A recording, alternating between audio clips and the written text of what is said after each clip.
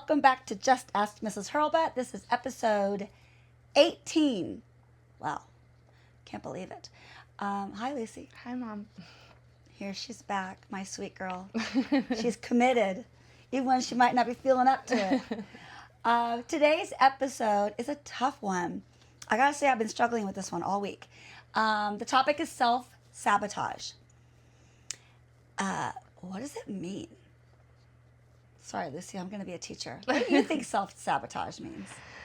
Oh, yeah. It's a loaded question.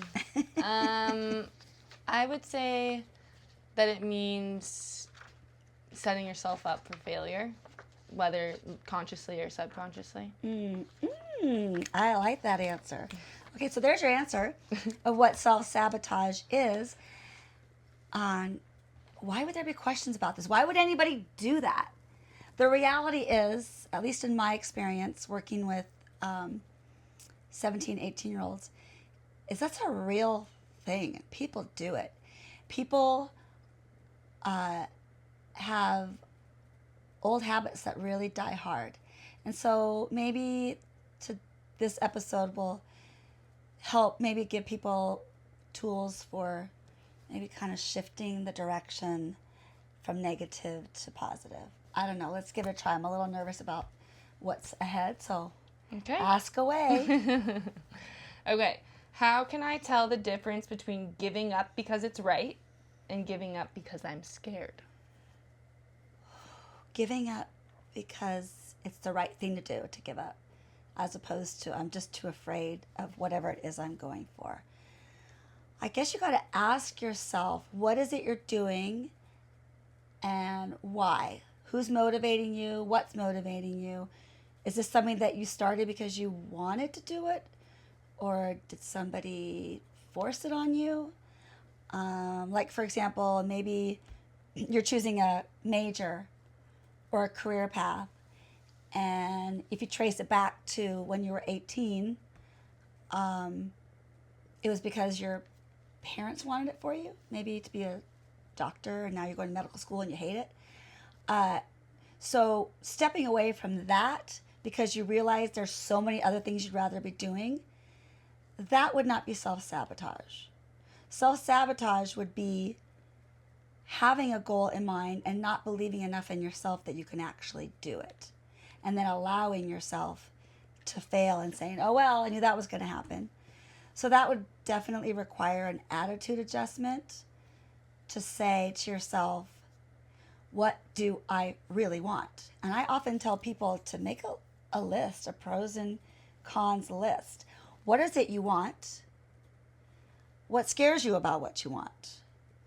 Is it what you want? Or is somebody else getting in your head and telling you this is what you want? So really, you've got to make the list of pros and cons of what's important to you. And the fear, I mean, you got to face it.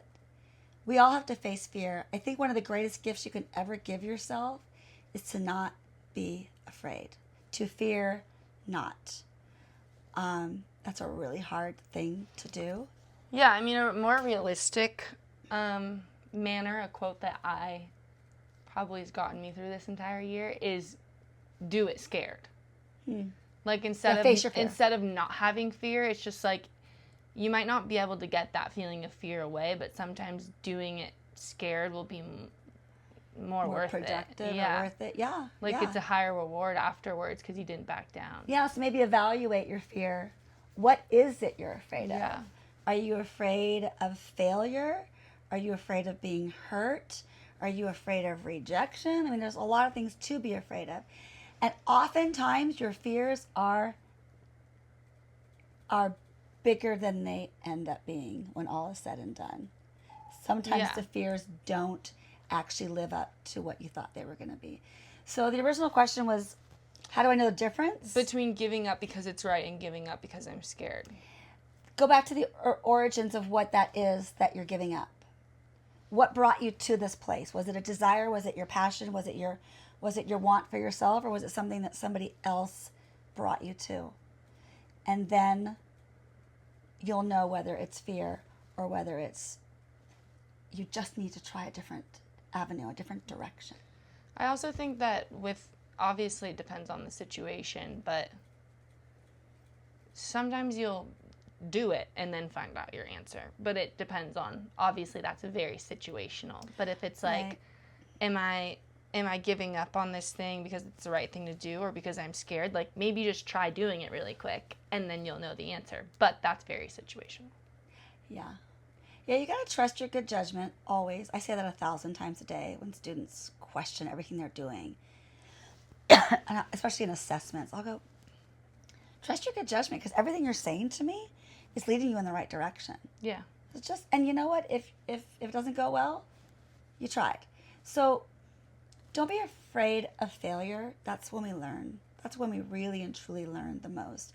And also don't be afraid to stand up to people who are trying to set you on a course that is not your course. It might be their course. Don't be afraid to stand up and really share what you think your course should be. Beautiful. I'm so nervous. Is it normal to feel uncomfortable when things are going right? Why does that happen?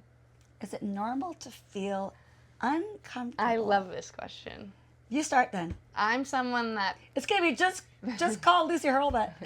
I'm someone that when I get really happy, I get sad because I'm one, either scared that something bad is going to happen, because with sadness comes happiness and with happiness comes sadness, or I get sad that like that feeling won't last forever. So it's like when something's going right, it's like, when's the other shoe gonna drop? You know what that's called? Overthinking. And self-sabotage. Yeah, it really is a hint of self-sabotage. Ask me the question again. Okay. I already forgot. Is it normal to feel uncomfortable when things are going right? Yes. I don't want to say normal, but it's okay to be uncomfortable. It's really, I think it's important to sit in your discomfort. I think it's really important. It's an opportunity to learn so much about you.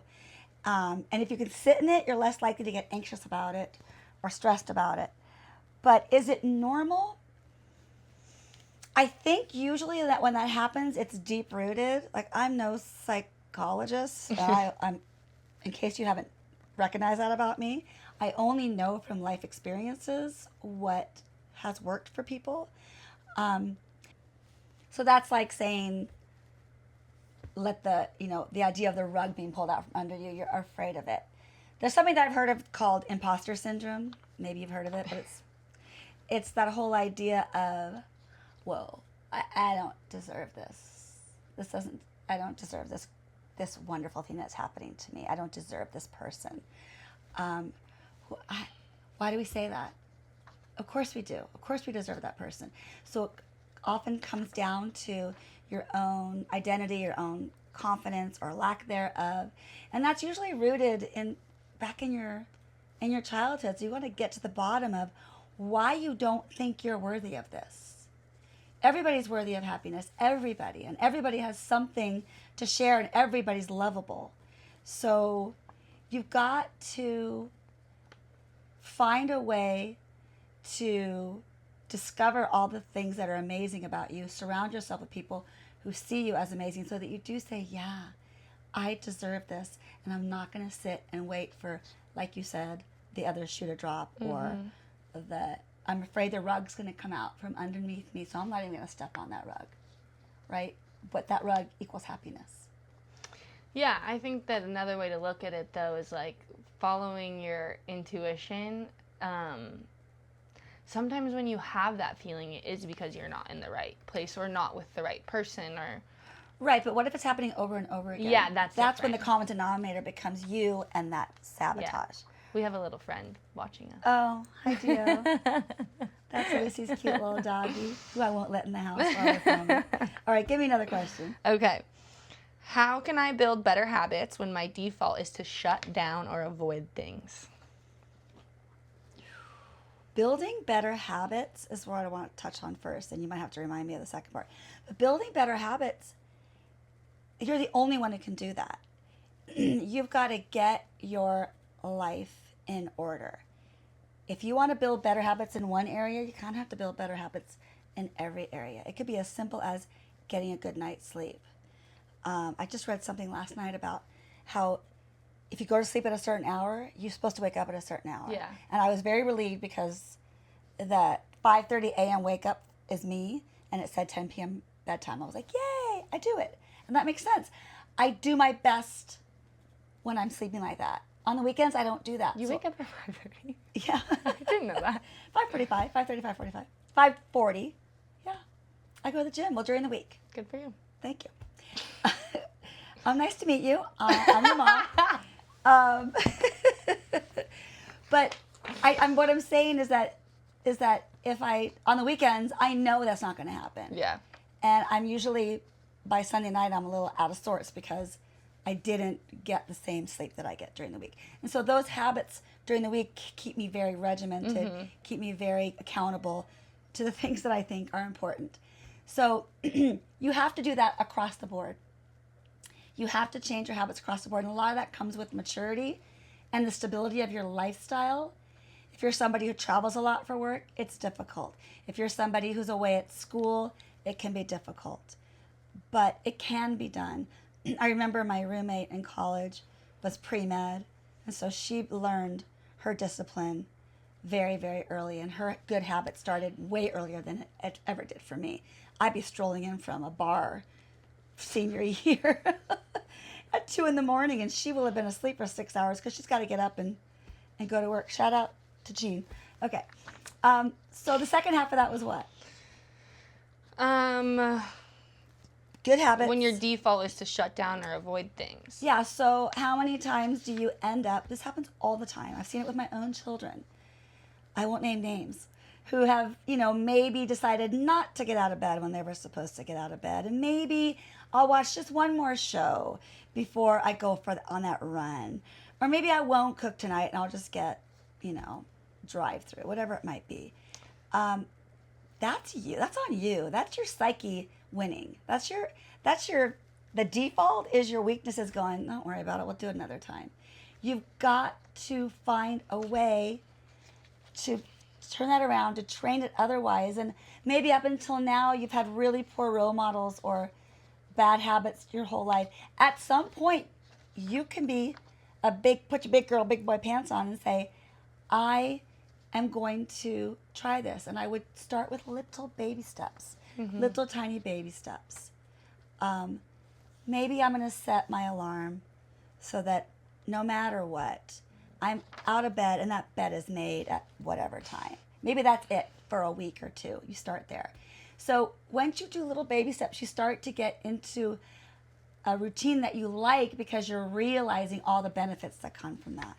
And so you're less likely to sabotage your whole day because you blew it, because now it's 6 o'clock and I never got out of my jammies, whatever it might be.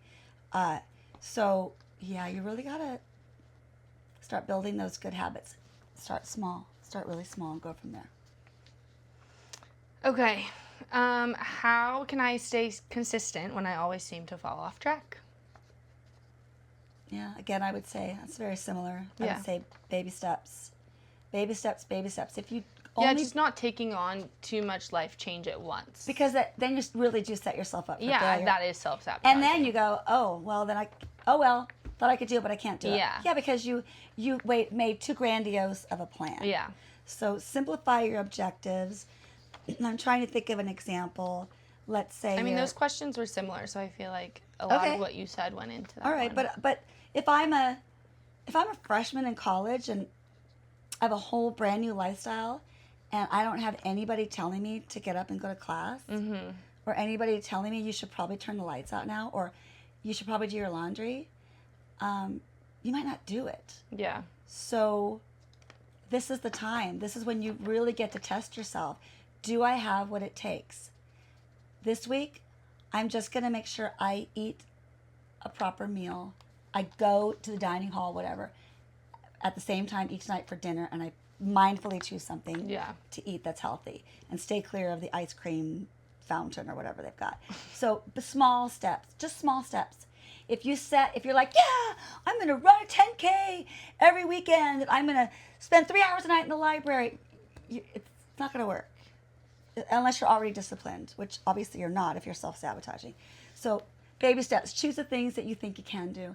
and then build from there, because you're going to like the results you get. Yeah. Okay. How do I rebuild trust in myself when I keep letting myself down? Are you sure you're letting yourself down? Are you sure that it's as bad as you think it is? Don't be so hard on yourself. Revisit whatever it is that let's say you've let yourself down 5 times in the last week. Where's the pattern? What's going on? What are the 5 things? Can you name them? Can you get to the bottom of the why? Because if you can figure that out, then you might not be so discouraged and you might not be so hard on yourself. I think that at least the young folks that I know and that I work with every day, they're so hard on themselves. They are their absolute own worst critic. And that can be problematic when you can't see past that to realize that, first of all, give yourself some grace. You're learning as you go. But go back and ask yourself, was it really that bad? And instead of being disappointed by what you've done, where's the learning? It's a waste of your time if you're not saying, what was a valuable lesson I took away from that?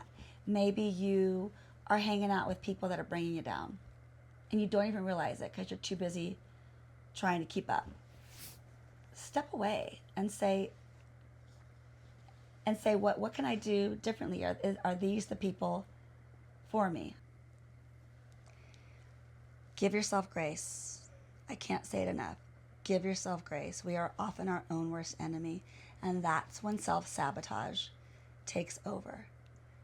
Allow yourself to be human. Know that you're not perfect.